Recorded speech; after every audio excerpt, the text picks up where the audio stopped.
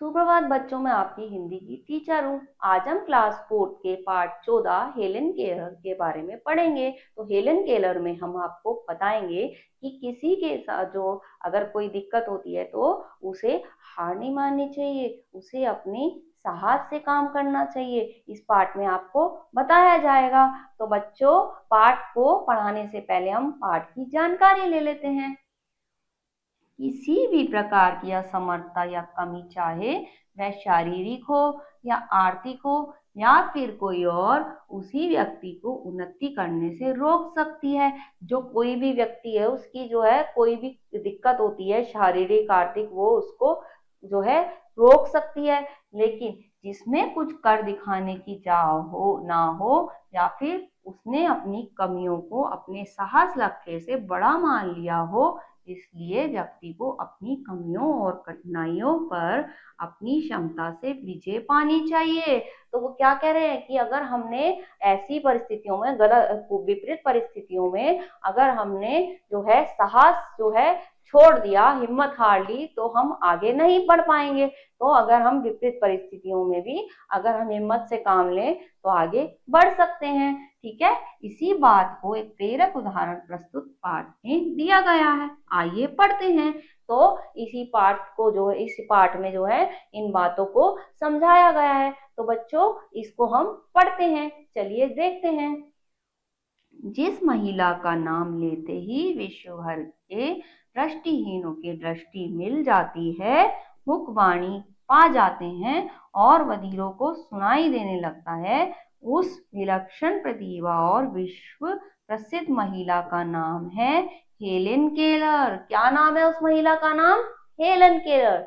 जिसको जो है सुनते ही जो है, जो मुख बधिर होते हैं उनको वाणी मिल जाती है ना, और उनको हिम्मत आ जाती है। यानी कि एक हिम्मत जो है, हिम्मत की प्रेरक है कौन? Helen Keller. तो हम उसके बारे में पढ़ रहे हैं। ठीक है, हेलेन केलर का जन्म 27 जून 1880 को अमेरिका के अलबामा प्रदेश के टंसकम्बिया कस्बे में हुआ था। कब हुआ था? 27 जून को हुआ था। कहाँ पे?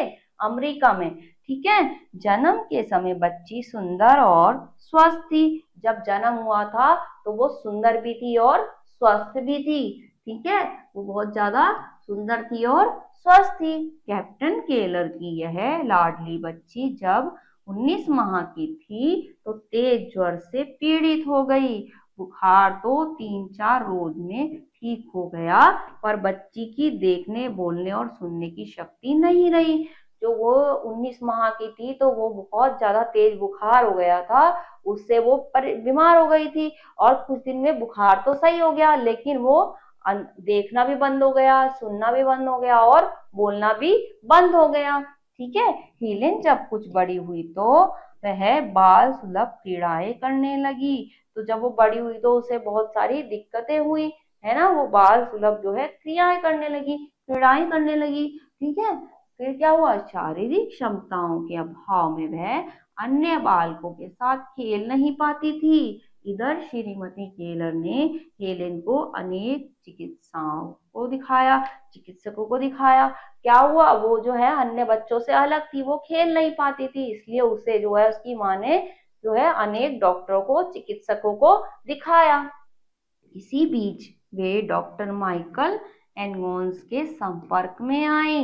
डॉक्टर माइकल एनगोन्स ने एक युवा और कुशल अध्यापिका एनी सुलीवान को टस्कम्बिया भेज दिया। कहाँ भेजा? टस्कम्बिया भेज दिया। ठीक है, एनी सुलीवान स्वयं कुछ वर्षों तक दृष्टिहीन रह चुकी थी। डॉक्टर एनगोन्स ने उनकी आंखों के 9 ऑपरेशन कर उन्हें नेत्र ज्योति प्रदान की थी। वो जिनके पास भेजा था वो खुद भी नेत्रहीन रह चुकी थी और उनके 9 ऑपरेशन हुए थे, उसके बाद उनको देखना शुरू करा था, आंखों की ज्योति मिली थी। ठीक है, इन्हीं सुलीवान जब हेलेन केलर के घर टस्कम्बिया पहुंची तो हेलेन की माँ ने पूछा, यह लड़की तो बहुत कम उम्र की है, हेलेन जैसी जिद्दी, क्रोधी और अपंग बालिका को क्या पढ़ा सकेंगी। परंतु एनी अपना सारा समय कुशलता हेलेन पर लगाने में लगी थी। क्या कहती हैं कि ये तो बच्ची बहुत जिद्दी स्वभाव की है, और वो जो है वो कम उम्र की है, वो उसे कैसे पढ़ाने में अपना वो लगा सकेंगी, वो ये सोचती हैं और पूछती भी हैं। तो लेकिन क्या होता है, वो अपना सारा समय जो है उसको पढ़ाने में, उसके उसमें सारा समय, सारी मेहनत लगा देती हैं। उसने हेलेन के माता पिता को समझाया कि वे हेलेन को लाचार तथा असहाय समझकर व्यर्थ दया न दिखाएं। वो क्या समझाती हैं कि आप जो है हेलेन को असहाय मत समझो, उसे कमजोर मत समझो, उसे लाचार मत समझो। उसके माता पिता को समझाती हैं। वह चाहती थी कि हेलेन को लेकर वह उनसे दूर रहे। वह क्या चाहती थी कि हेलेन को लेकर वो उनसे माता पिता से दूर रहे। बड़ी मुश्किल से श्री और एवं श्रीमती केलर ने यह प्रस्ताव स्वीकार करा। जो है उसके मम्मी पापा ने बहुत ही मुश्किल से यह प्रस्ताव स्वीकार करा। ठीक है। एनी हेलन को लेकर परिवार से दूर एक बगीचे में बने घर में जाकर रहने लगी। एनी क्या करने लगी, हेलन को लेकर घर से दूर जो है एक बगीचे में ले जाकर रहने लगी थी। उसने जल्द ही हेलेन को स्नेह और विश्वास जीत लिया तथा उसे सिखाया कि मनुष्य को जो पाना चाहता है उसके लिए उसे सही तरीके से परिश्रम करना चाहिए। उसने जो है अपने प्यार से उसका दिल जीत लिया और उसे सिखाया कि मनुष्य जो पाना चाहता है उसे उसके लिए पूरी मेहनत लगा देनी चाहिए, है ना, पूरे विश्वास से उसे पाने की कोशिश करनी चाहिए, हार नहीं माननी चाहिए। ठीक है। कुछ दिनों में ही हठी क्रोधी और बात बात पर झुंझलाने वाली हेलन नर्म, हंसमुख और सहज बन गई। थोड़े दिन में उसने जब ऐसे करा तो वो धीरे धीरे नर्म हो गई। जो है क्रोधी थी पहले वो, है ना, गुस्से वाली थी, अड़ियल थी, और वो किसी की बात नहीं मानती थी। लेकिन उसने जो है उसको, एनी ने जो है ऐसा अपना विश्वास से, प्यार से, मेहनत से उसको ऐसा कर दिया कि वो हंसमुख हो गई और उसका क्रोध भी चला गया। ठीक है। उसमें सीखने की ललक और काम करने की लगन पैदा होती चली गई। क्या पैदा होती चली गई, उसमें सीखने की लगन पैदा होती चली गई। ठीक है। यही बगीचे में एक दिन उसने पानी को बाट कहा। क्या कहा, पानी को बाट कहा। उसका वर्षों का गूंगापन मिट गया था।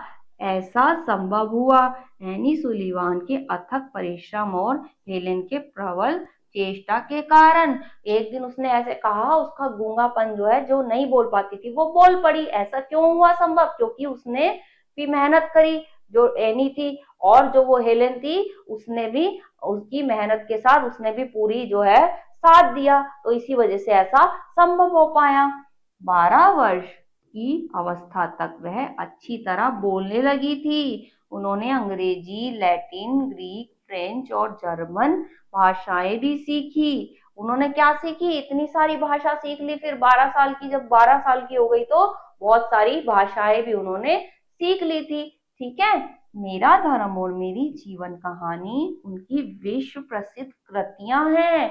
उनकी जो कृतियां हैं उन्होंने जो है वो किताबें भी लिखी थी, है ना, मेरा धर्म और मेरा जीवन कहानी उन्होंने लिखी थी। ठीक है, जो प्रसिद्ध हुई।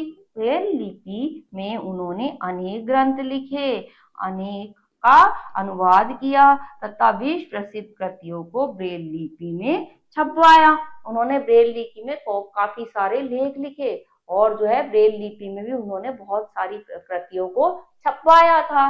ठीक है, देखो कितना प्रसिद्ध हो गई ना वो धीरे धीरे मेहनत से। हेलन की उपलब्धियों ने यह सिद्ध कर दिया कि उन्नति और विकास में शारीरिक अपंगता बाधक नहीं हो सकती। अकर्मण्यता और निराशा उन्नति के मार्ग में बाधक है।